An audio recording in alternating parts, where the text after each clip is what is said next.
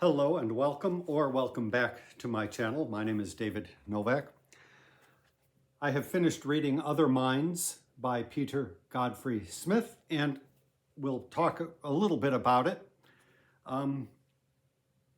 This will not be a review per se, but I want to get my impressions off of my chest.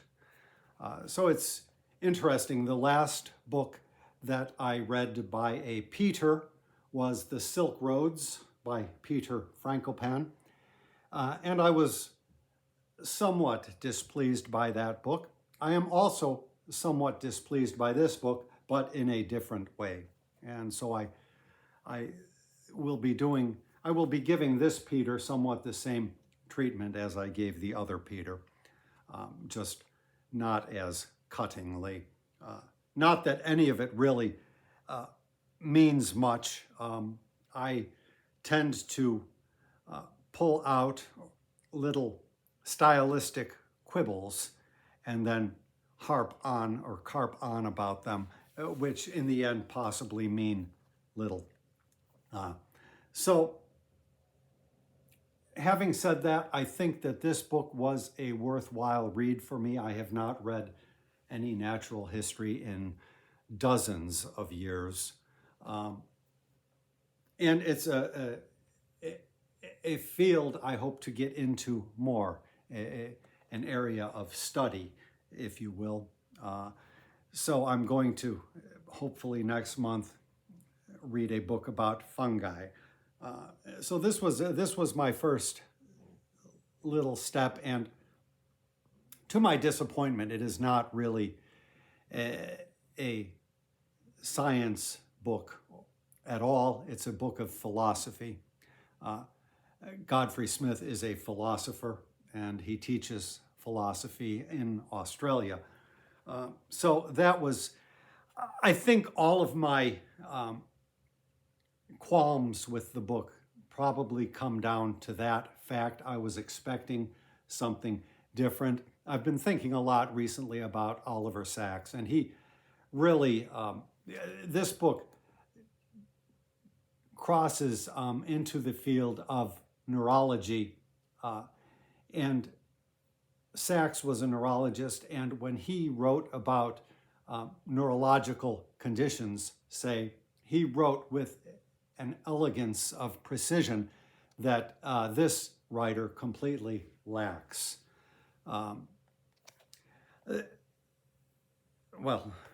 So the book has 8 chapters, and the first 4 chapters I really loved.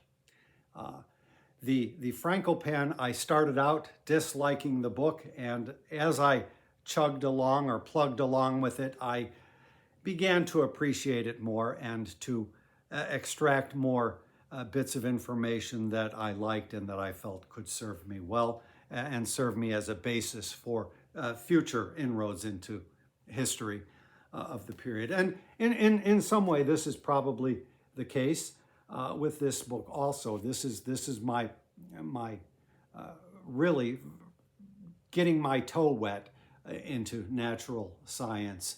And I hope to continue with this. I may even read The Soul of an Octopus, which I've heard a lot about on BookTube by Cy Montgomery. A book which was published a year before this is mentioned in one footnote here, and I suspect may have had something to do with the final shape of this book. So I ended with a marvelous insight which Godfrey Smith gave me or left me with about how we carry our oceans with us, biologically speaking. Life came out of the water, and our, whatever it was, our huge percentage of water is simply a reflection of that. We carry our oceans with us. So that alone was the price of admission. This is a 200-page book. With notes, it comes to something like 245 or so. I heard a booktuber at one time say that all books had to be at 235 pages. If they're less than that, why then they have to pad them out. And if they're more than that, why then they have to cut them down. And I understand it's a fairly common practice for publishers to approach an author and say, we like your manuscript, but we need to fill it out to a certain page count, and then the author will comply with that. So the first 4 chapters give you history and talk about a lot of stuff that I know nothing about. Now, I'm sure that in grammar school, and I don't know, I must have been required to take a biology class in college too. I avoided that stuff as much as I could, but I must have had some of this material because I remember they talked about fossils. But that's about all I remember. And reading this, I actually find it's very interesting, particularly the Cambrian era. I believe that's it. I've heard the term Precambrian, I think, but he refers to Precambrian as Ediacaran, I think, and I have a hard time with that word. For me, Precambrian is good, at least because I have heard the word Cambrian. I've never heard the word Ediacaran. And I found that all of his information about those periods and about the transition from one to another was sublimely interesting. Many years ago, probably 30 years ago, I remember reading some essay by Joseph Wood Crutch about I believe it was called the Volvox. And he did not mention a Volvox in here, so I was sorely disappointed. I don't remember anything of that. But the Volvox was a creature that had no eyes, yet it could see. It had no legs, yet it could move. And so all of that was covered in this. I am sure that Joseph Wood Crutch is outdated, although, as I recall, he was a better prose stylist. But that is perhaps not for me to judge. I'm no excellent prose stylist myself. So let's leave that be. So all of the information there was really nice. A lot had to do with the family tree. We all come from common ancestors, although the split which separates us from the cephalopods occurs way back. We're much more closely related to birds and fish than we are to cephalopods. So that was interesting. In fact, there was a very nice little tree at the end. I don't know if you can see that very well, but how lovely that is. Now, as with the Frankopan book, I decided to mark up my book when we turned that corner where Godfrey Smith started to annoy me. My annoyances were fast and furious once I turned that corner. As I say, he redeemed himself in the end, and it gave me to feel that he possibly could have had a smaller manuscript, and then he inserted, after the 4th chapter, a chapter 5 called Making Colors, which had almost nothing of any information in it. It was just all about his swimming around in the ocean and observing cuttlefish making different colors. He gave one little tidbit that was interesting, to the effect that cuttlefish are, well, as he puts in a later passage, allegedly colorblind, and yet they display all these miraculous colors. Other than that, the fifth chapter contained nothing. And then as the book progressed toward the end of chapter 8, it got better and better and back to information that I liked. So I will just go into my little peccadillos here that I marked up. If I were not making booktube videos and if I were not dedicating myself to becoming a stronger reader, I would probably have just DNF'd this book, not finished it, set it aside, and forgotten about it. Boy, am I glad I continued to the end. But I have never written in books or marked up books until Frankopan, and now I have done it a second time. But for the purposes of this video, perhaps, I don't want to just be dismissive casually without being able to point to what I meant. And I know other people use little tabbies, but I don't have tabbies, and I think that would not work well for me. So, stylistically, sentences cropped up that irked me. I'll use that word again as I did in my video about Frankopan. If I remember, I'll put it in the description box below, where I just go on and on about all the irkable sentences with which I had quibbles in Frankopan. So this is from the cuttlefish chapter, and he says, "A cuttlefish body has no spine or real bones, but there is a stiff cuttlebone which looks like the inside of a surfboard inside the shield-like back." Now, if you're going to give me a simile, you should make it something that clarifies or that shows me something, makes it easier to understand something.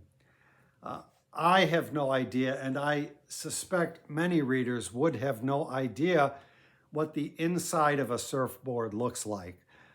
And so why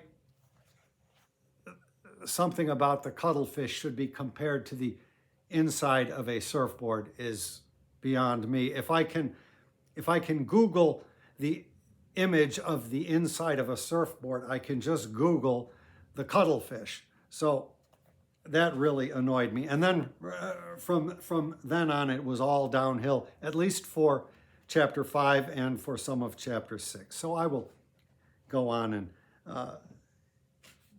give you a few more quibbles. Now, some of these are in pen, and some of them are in pencil, and the pencil is really hard to read. I wanted to do the pencil, but sometimes I did not have access to one. He really has trouble with these similes. That was the first thing that grabbed me by the throat. So he's talking about one of these creatures. "When I arrived, he would have arms going everywhere, like a collection of ceremonial lances." Okay. And then there's another one. So one of these fellows, or chickies, was upset with him and charged him, and he says, well, he identifies him as a he, even though he says it's not so easy to identify them. Out he came like a jet-propelled medieval siege device. So I can understand the figure of a cuttlefish or some submarine animal charging at a diver, but what a jet-propelled medieval siege device has to do with it, I don't know.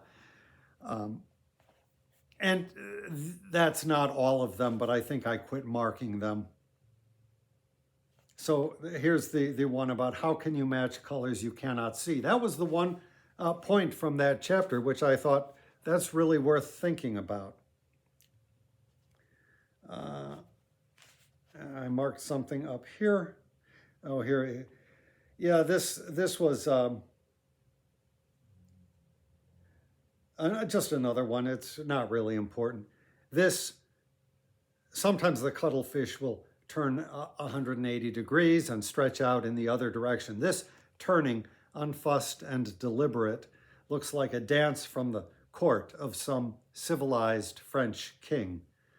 The stretching, in contrast, looks like competitive yoga.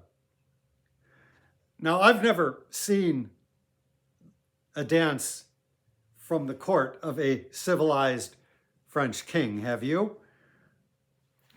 Anyhow, he has a good imagination. Did I mention that he is a philosopher and not a scientist?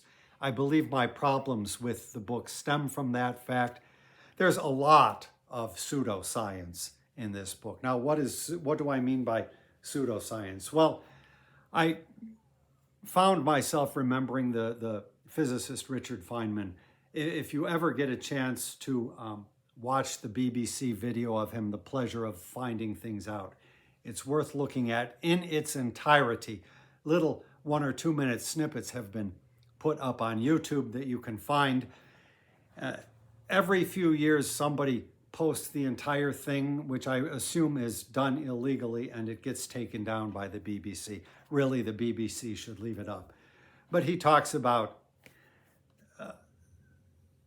social science, and he talks about what I think we would call pseudoscience. He says every so often, somebody will come along and they'll come up with a thesis. Food grown with inorganically grown fertilizer is better for you. Food grown with organically grown fertilizer is better for you than food grown with inorganically grown fertilizer. He says, may be true, may not be true.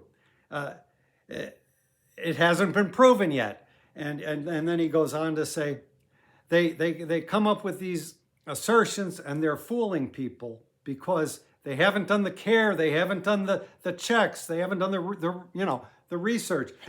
And he says, on the other hand, I know how hard it is to know something. Well, this philosopher has never reached that stage. He feels that just a casual, well, even possibly it's blah, blah, that is good enough to qualify as knowing something. Let me find my next peccadillo.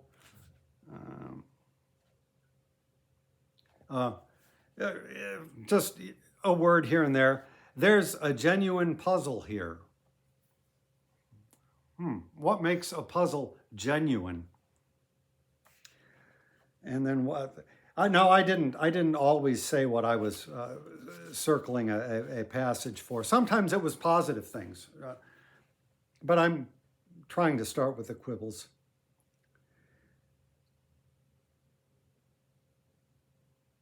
Oh, yeah. In the cephalopods, we find, as a result of their heritage of camouflage, an immensely rich expressive capacity. A video screen is tied directly to their brain. I think that's a metaphor and not a simile. Is that right? He didn't say it's like a video screen is tied directly, so that's a metaphor. In school, you may remember they thought it was important that you know how to distinguish metaphors from similes. So he goes on. So a video screen is tied directly to their brain. Cuttlefish and other cephalopods are brimming with output. Publish or perish. Publish or perish.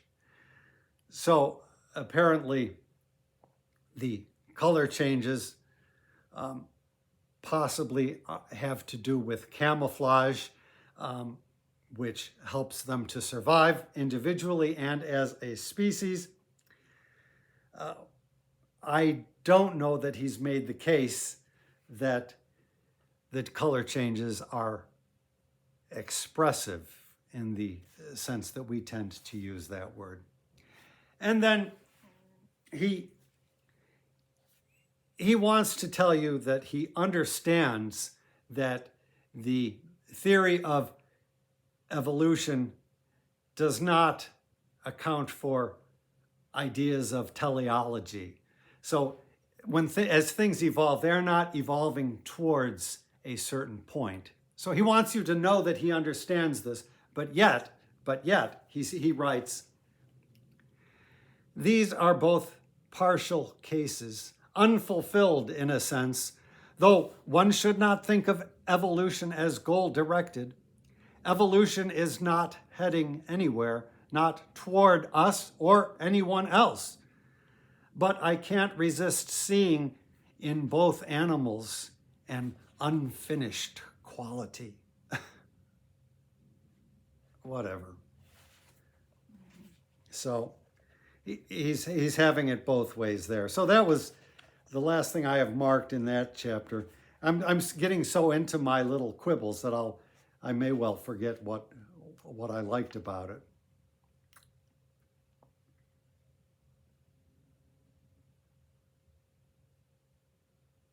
Oh, yeah.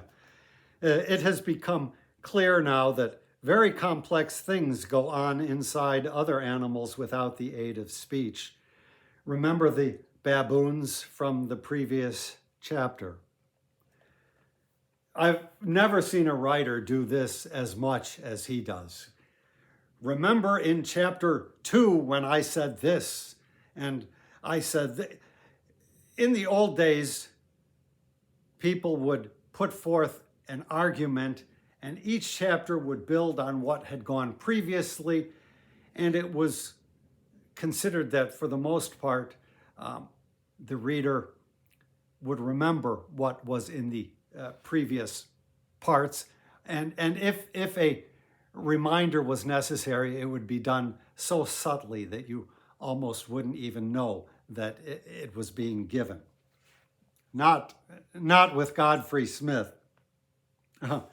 This just piqued a curiosity.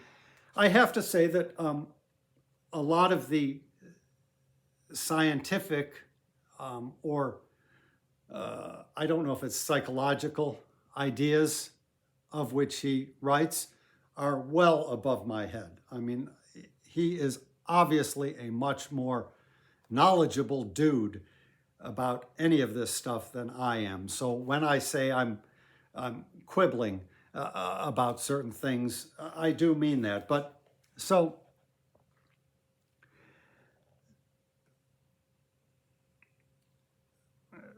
he's talking about a Harvard psychologist, Susan Carey.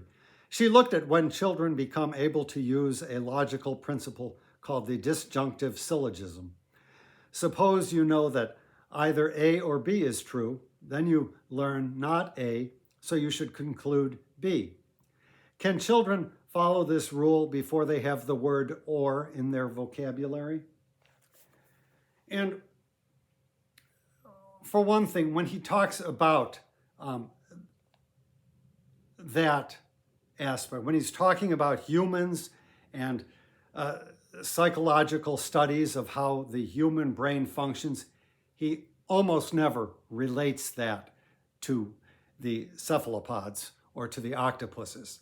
He goes from one to the other, but he does not make any comparison or contrast between the two. They're just sort of parallel inquiries. But so the problem with his focusing on the word or bothered me because he's tying it so much into our language, and I am not an expert at all. Don't get me wrong. I years ago lived in Taipei, and I have a little bit of familiarity with basic Chinese. You know, there was a good tag going around called the hot or not tag, and I did a version of it where you would be given a prompt and you had to say hot or not. Well, the question hot or not is interesting.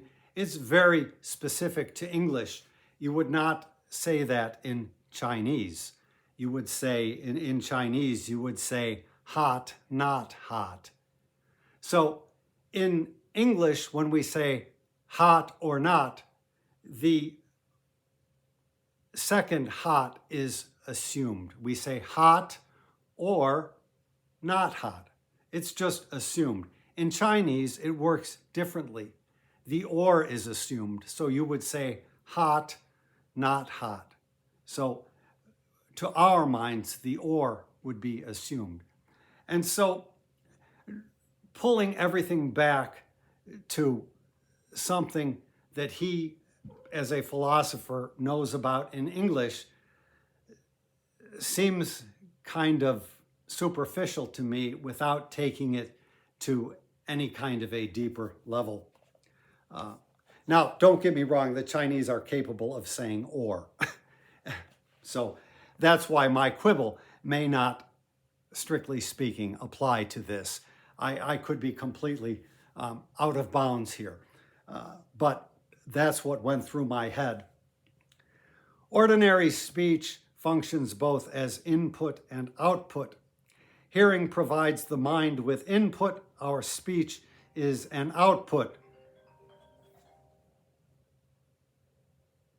We both speak and hear, and we can hear what we say. Even talking to yourself out loud can be a useful way of approaching a problem. All of this that he places a great emphasis on talking to yourself and carrying conversations with yourself. He makes it seem as though human beings cannot function without an endless conversation going on in their own heads, which is not the case. Here. Without using the term, I introduced the idea of efference copies back in chapter 4. Actually, this is a case back in chapter 4 when he was introducing the concept of efference copies. He should have mentioned this idea involves a concept called efference copies. So he put the cart before the horse so he could spring it upon you a couple of chapters later. When he first introduces the term efference copy, I said to myself, that sounds like what he was talking before. But he goes on for a full paragraph and a half before he says, I mentioned that to you 2 chapters ago. If he had just put things in the logical order, he could have cut down the size, but obviously cutting down the size was not his objective in this book. You know, as a writer of poetry, I cannot be said to be a thinker. I don't think I'm a very good thinker at all, but sometimes I can pinpoint shoddy thinking in others, and often it comes down to little verbal or syllogistic tics, such as the ones that I pull out. I am not trying to denigrate Godfrey Smith. I am sure he is a very good human being and very knowledgeable about his subject, but his writing style irks me a little bit, okay?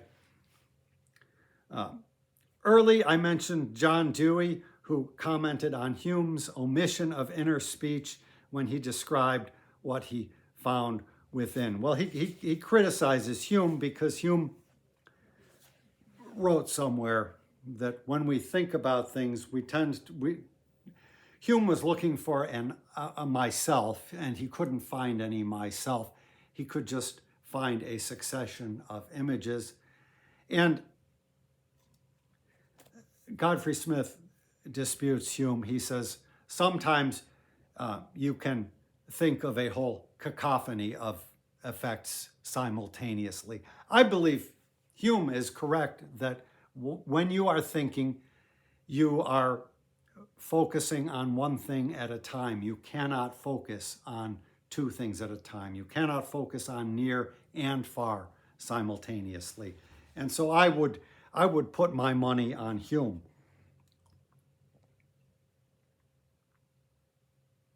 Oh yeah, gesturing to the careening inner monologues of the novels of James Joyce, Daniel Dennett has called the outcome of this wiring in of speech a Joycean machine in our heads, referring to the writer James Joyce. I don't believe that all human beings perpetually have a Joycean machine in their heads.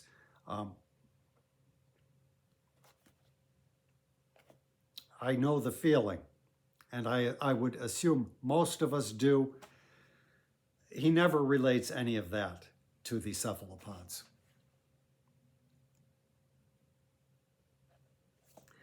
He writes a little bit about suggestibility. People were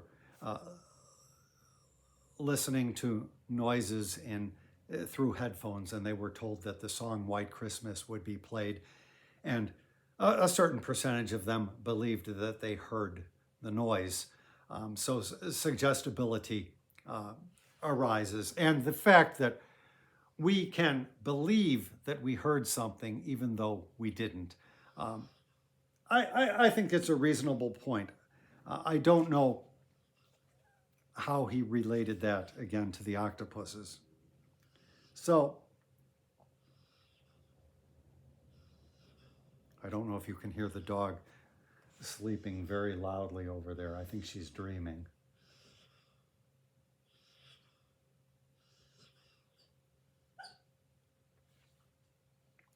So what did I have here? Bars, Dahane, and Nakachi also talk about a kind of broadcast when describing how consciousness works. Broadcasting information throughout the brain is what makes that information conscious. I don't know how scientific broadcasting information throughout the brain is what makes information conscious can be said to be. It sounds like pseudoscience, just like whenever somebody is talking and they start talking about toxins. Oh, this removes toxins. You have to start being doubtful. This was fun. Inner speech does not live in a little box in your brain. Inner speech is a way your brain creates a loop, intertwining the construction of thoughts and the reception of them. And when that's done, the format provided by language allows you to bring ideas together in an organized structure. It just reminded me of a little anecdote from the same Richard Feynman episode or show, BBC show, where his son told him at one point that he could not anymore say a certain word. The word was cat, because his word bag had run out of the word cat. Now Feynman was using that as a comparison to how photons are emitted. He said there's no photon bag. I think it was photons. And just as there's no word bag to hold the word cat, there's no photon bag that holds photons. And that was when he was trying to explain the concept to his father, and he realized that he had outpaced his father in his own scientific understanding.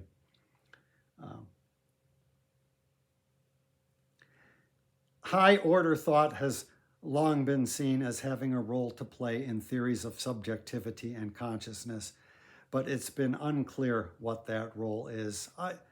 This goes into a whole little paragraph, and I just wrote mishmash by it. So let me see what this is. I favor a view of that kind, whatever that was. I'd resist the idea that higher order thought is the essential extra step that brings us to the kind of experience seen in humans. It's one piece of that story, though it may be an especially important part. Perhaps the most vivid of all forms of conscious thought are those in which we bring attention to bear on our own thought processes, reflect on them, and experience them as our own. We can look in our own internal states without thinking in words about them, but in the undeniable, why did I think that, or why do I feel that way cases of consciousness, inner speech is prominent. We often reflect on our inner states by forming inner questions, commentaries, and exhortations about them. And this is not idle or merely recreational. It can help us do things we'd not otherwise be able to do. I think it's probably a good point, but I find in my own case, I don't find myself asking, why did I think that, or why did I feel that way? So in chapter 4, I looked at, we know that, and this I thought was interesting. So let me read it. I don't know what it said. In other respects, these two internalizations have different shapes. In the evolution of the nervous system, the internalization of signaling was achieved by making the organism bigger, by expanding the boundaries of the organism to include formerly independent beings. In the internalization of language, the organism's boundaries remained unchanged, but a novel path within them was established. I liked that without understanding it. I really believe that he would be served well having a scientist write his text for him. And there's another thing that was good I wrote here. One way to deal with the problem is with the efference copy mechanisms I described earlier. As you move, you send a signal to the parts of yourself that deal with perception, telling them to ignore some of what comes in. Don't worry, that's just me. Now you have to kind of get a grasp on what he means by the efference copy, and I think it might be hard for me to do that. Back in chapter 2, I also discussed two different roles that communication between individuals can have, roles that map onto different views what the first nervous systems were doing for their owners. One role is to coordinate what is perceived with what is done. This is the role exemplified by Paul Revere's lantern code. The other role is to coordinate different components of a single action, such as when a person calls the stroke in a rowboat. In that earlier chapter, I think that much of the time both of these roles are being performed at once, but it's still worth distinguishing them. That's right, but we can also now see a connection between them that was not evident in the earlier discussion. So I find the concept itself interesting, and I find it hard to grasp. But the fact that he is, again, taking you back to chapter 2, and then he says, what I told you in chapter 2 is right, but there's more to it than that. It's kind of a hokey presentation. Oh, well, I'm probably really boring you at this point. He asks the question, why do we age? And he presents it in such a way as though no philosopher in the past had ever asked that question. Eventually, he comes to some evolutionary explanations for why we age and why some species reach their decline at a much faster rate time-wise than others do, which is very interesting and, again, probably beyond my comprehension, but all topics that I want to delve into further. He writes,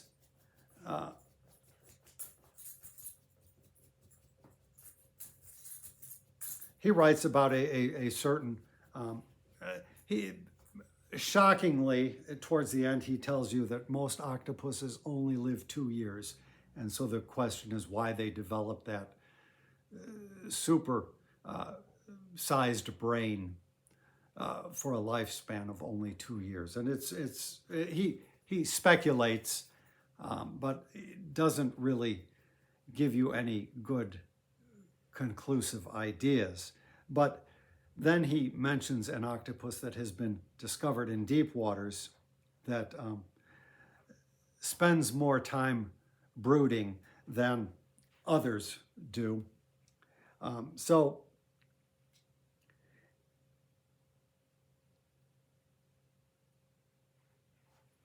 if it spends the same fraction of its life brooding as other octopuses do, it might live for something like 16 years. There is strong evidence against any suggestion that octopus bodies pose some physiological barrier to long life. But why does this octopus live for so long when other species do not?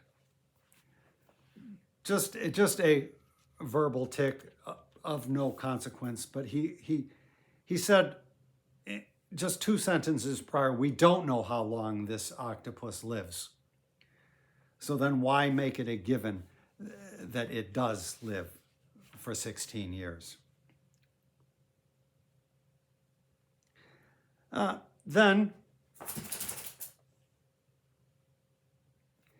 he's swimming around and he gets to an area that's all inky black. And he writes, I'll give you a little quotation. The next day I had a look in the same area. There was no ink, but I began to see dozens of cuttlefish eggs strewn across the sand at the bottom of some of the crevices. There was also a giant cuttlefish nearby. It was in awful condition. The body was mostly white, and there was much damage on the arms. It watched me, hovering. Looking closer, I found 3 more, all quite large, clustered under a Stonehenge-like structure with a natural rock roof that rose several meters off the bottom of the sea. One cuttlefish was clearly male, and the others seemed to be female. But it was hard to tell. They were all in various stages of decay. The worst off had lost much of their skin, leaving bare pearl-white bodies underneath, with fanning and crisscrossed cracks like broken glass in the skin that remained. Those who had more skin were pale gray. Some had eyes in very bad shape. A 5th cuttlefish with some strong yellow left in her skin swam in. But 5 of her arms were largely gone, and there were dark wounds in the flesh that remained. She swam off. This is the beginning of a scene, a rather horrendous scene with which he closes out chapter 7. And it's very nicely told. He acts somewhat foolishly, you might say, but I think he presents a very honest depiction of what occurred. And the whole telling of the scene is fine. At the end, he has to try to leap into the realms of Parnassus, and he writes, the cuttlefish's death was a transition from swimming deep in her quiet world through a slow spiraling ascent to drifting on the noisy surface of ours. I don't think that the Parnassian works too well there, but he talks about Stefan Lindquist, and he refers to him as an amiable person. Well, it was interesting.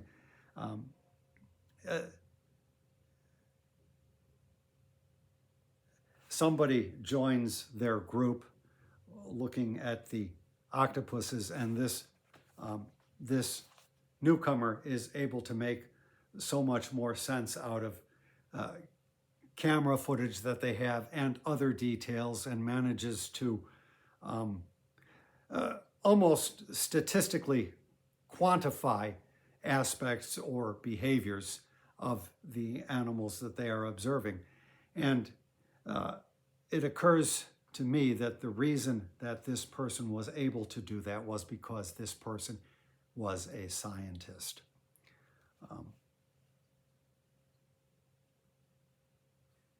Oh yeah. With David's help, our thinking about the site became more systematic, and we spent more and more time measuring and counting. David is also much better than I am at imparting order to the massive video data we collect. He has a knack for sifting through the multi-armed chaos to find patterns and ask questions that can actually be answered. I think the difference there is not that he has a knack, it's that he is a trained scientist. And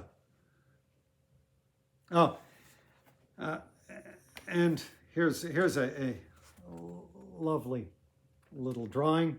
I always hold it wrong. And he mentions, I commissioned an artist to do a drawing that shows these differences in pattern more clearly. I assume the publisher asked him to do that. Why on earth put it in the text? I paid somebody to draw a picture. Books have been printed for 100 years. And you think all those illustrations were done by somebody who wasn't paid to put them in there? Jesus Christ. Pardon me. I don't mean to use the Lord's name in vain, as it were, if you so look at Jesus Christ. And then he writes about as we look at the end of the book. I should just leave it off there. There are interesting tidbits. So building a nervous system requires sticking cells together in precise ways. In us, a family of molecules called protocoadherins are used to do this. The same family of molecules, it turns out, are used when octopus nervous systems are built. Solid information. And again, you need to see a scientist talking about this, and perhaps there is one out there, but then it might be dry and academic. So he distinguishes between the different types of memory: episodic memory, procedural memory, and semantic memory. As I say, the book was not a worthless book. The relation between octopuses and cuttlefish is looking quite analogous to the relation between mammals and birds. So at chapter 4, it really sort of plunged off into irrelevant information, swimming around in the water, looking at this, looking at that. And then he gradually brought it back to his main thesis, which made the whole book cohere better for me. As I say, I'm glad that I read the book. He tends to repeat himself a lot. I was remembering Peter Frankopan's book. At some point early on, he talks about some traders in antiquity, and I think they were called Sogdians. I may have remembered that wrong, the Sogdian traders. And then about 6 other times in the book, when he's talking about other people trading, he says, they occupied the same place in the economy as did the Sogdian traders of antiquity. He does it about 6 or 7 times, talking about disparate groups of people. And it's so annoying that he repeats himself like that.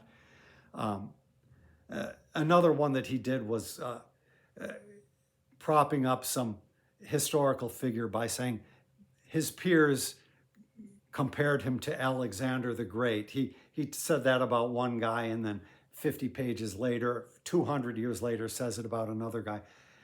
This kind of stylistic problem really doesn't necessarily point to any kind of great factual error, but it does point to overall problems in the writing.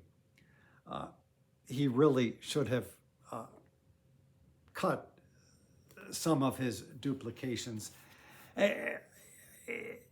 As I say, I think he was probably trying to pad out the book to get something saleable. Now, I don't know how much the book Soul of an Octopus by Cy Montgomery, published the year previous to this, influenced this book.